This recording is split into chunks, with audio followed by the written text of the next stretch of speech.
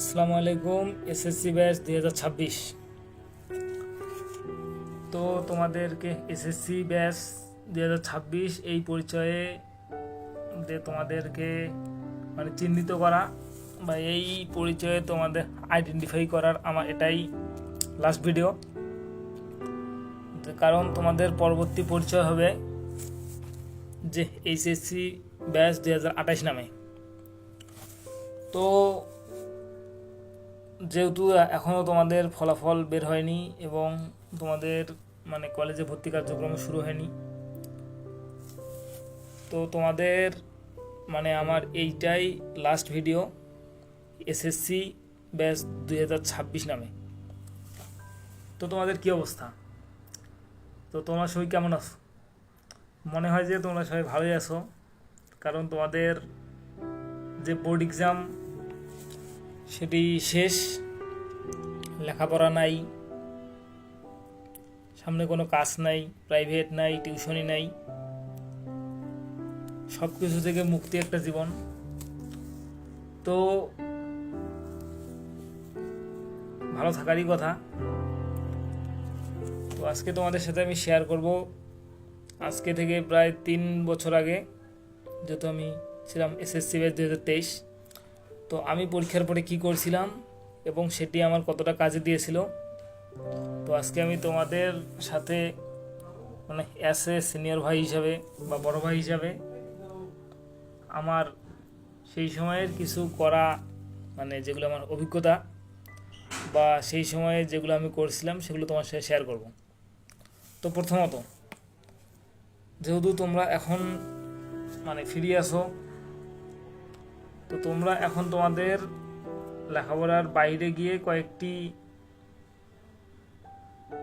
কয়েকটি জিনিস বা কয়েকটি এক্সপিরিয়েন্স তোমরা এখনই নিতে পারো। যে আমি প্রথমেই বলবো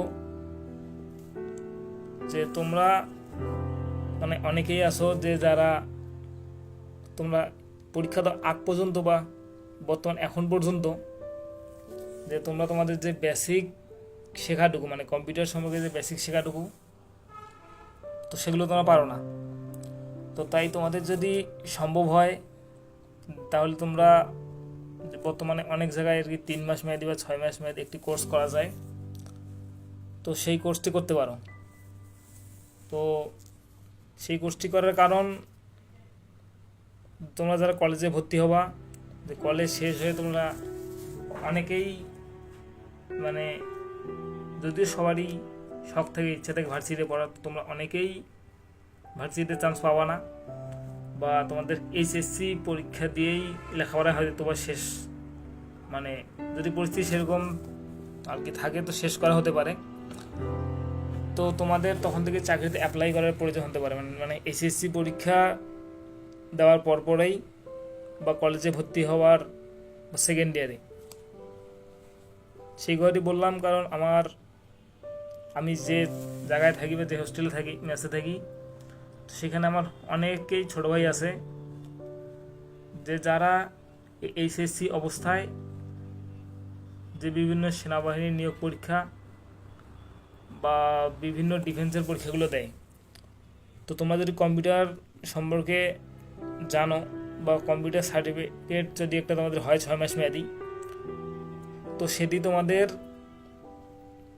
মানে যে কোনো চাকরির ক্ষেত্রে তোমাদের আবেদন করতে বা যে কোনো চাকরি পেতে আর কি সহজ হবে।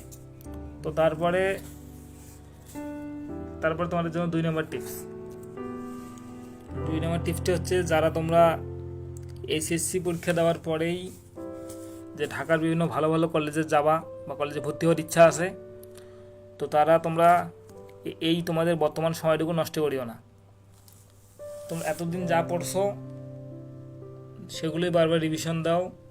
যে কারণ তোমাদের অনেকেই আমি জানি যে নটরডেম যাওয়া বা তোমাদের যারা আর কি ঢাকামুখী যাওয়ার ইচ্ছা, তাদের প্রধানত টার্গেট থাকে নটরডেম, তারপরে যে হলি ক্রস বা সেন্ট জোসেফের মতো শীর্ষস্থানীয় স্কুলগুলো, সেগুলোতে তোমরা সেগুলো যাও অবশ্যই ভালো।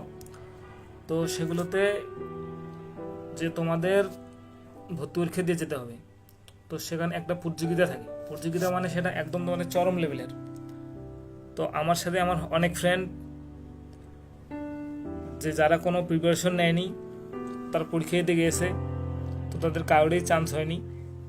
আর আমি আমার সেসব কোনো কিছু মাথায় ছিল না, তো আমি সেগুলোতে ভর্তি পরীক্ষায় দিইনি।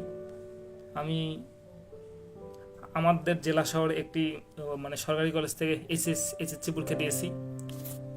তো তোমাদের যারা ঢাকামুখী হওয়ার ইচ্ছা বা ঢাকার কলেজগুলোতে পড়ার ইচ্ছা, তো তোমরা সময় নষ্ট না করে যদি পারো সেই কলেজগুলোর একটি প্রশ্ন ব্যাংক কিনে নিজে বাড়িতে প্র্যাকটিস করতে পারো বা বিভিন্ন ভাইয়াদের ক্লাস করতে পারো। মানে এক কথায় তোমরা তোমাদের এই যেই সময়টুকু আছে সেই সময়টুকু নষ্ট করিও না।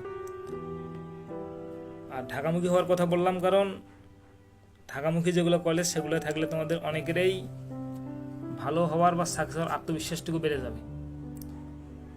তো আজকে তোমাদের জন্য এই পর্যন্তই। তোমাদের সাথে পরের ভিডিওতে দেখা হচ্ছে পার্ট 2-তে।